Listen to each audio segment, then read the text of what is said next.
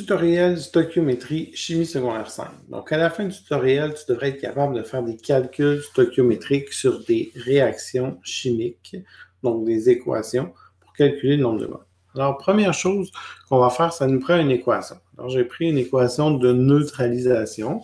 On va prendre du HCl aqueux avec du MgOH2. Et on va faire ça quand on va le neutraliser. Ça va me donner du MgCl2 aqueux et de l'eau, H2O.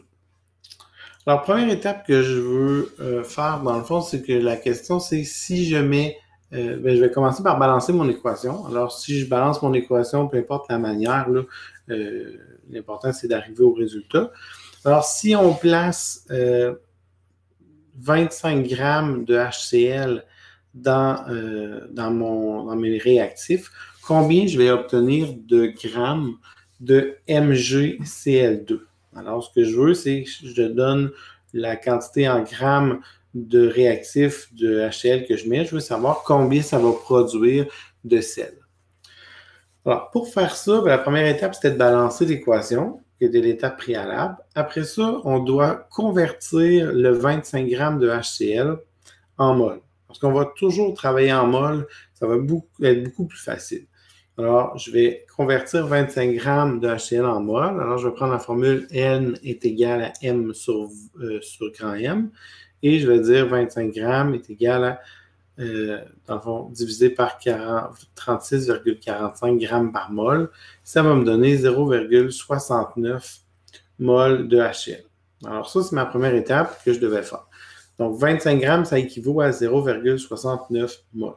Maintenant, ma deuxième étape, ça va être de travailler avec les rapports stoichiométriques. Donc, je dois placer, dans le fond, le rapport. Dans mon équation, on dit que le coefficient du HCl, c'est 2. Et dans le fond, le coefficient du MgCl2, il n'y avait rien écrit, donc c'est 1. Alors, j'écris en dessous combien j'ai de mol. Donc, j'ai 0,69. Je veux savoir combien ça va faire là. Et là, je vais faire le rapport avec mes coefficients. Alors, j'ai 2 mols de HCl, ça en donne une de MgCl2. Alors, si j'ai 0,69 mol, ça va m'en donner combien? Là, je fais un rapport et proportion. Et en faisant le calcul, j'obtiens 34 mols de MgCl2. C'est normal, c'est divisé par 2 parce que j'avais 2 pour 1. Si j'avais fait avec le MgOH, j'aurais eu la même quantité. Et troisième étape, dans le fond, c'est de calculer maintenant la masse de 0,34 mol de MgCl2. Pour faire ça, je vais réutiliser la même formule que j'ai faite dans l'étape 1, ce qui veut dire M sur grand M. Et donc, ça va me donner M est égal à N fois grand M. Donc, 0,34 mol multiplié par la masse molaire du MgCl2 qui est 95,22 grammes par mol. Quand je vais multiplier ça ensemble, ça va me donner une masse de 32,4 grammes de MgCl2. Alors ça, c'est comme ça qu'on peut calculer la quantité de produit qui va être dans le fond produit dans ma réaction.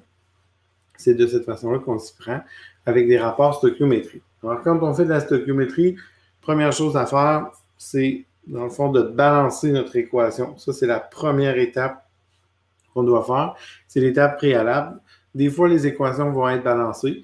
S'ils ne sont pas, il faut le faire. Ensuite, on calcule la quantité de mol que j'ai de ma substance A, par exemple, ma substance que je connais. Ça se peut que ça soit déjà donné en mol. Si c'est déjà donné, ça va mieux.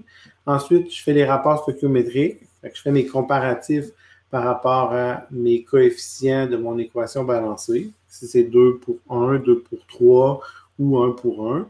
Et ensuite, dans le fond, je vais calculer la masse de ma substance B. Si j'avais besoin de calculer la masse. Sinon, ben, j'aurais juste à calculer le nombre de moles. Alors, c'est ce qui met fin au tutoriel dans les rappels de chimie de secondaire 5, stoichiométrie.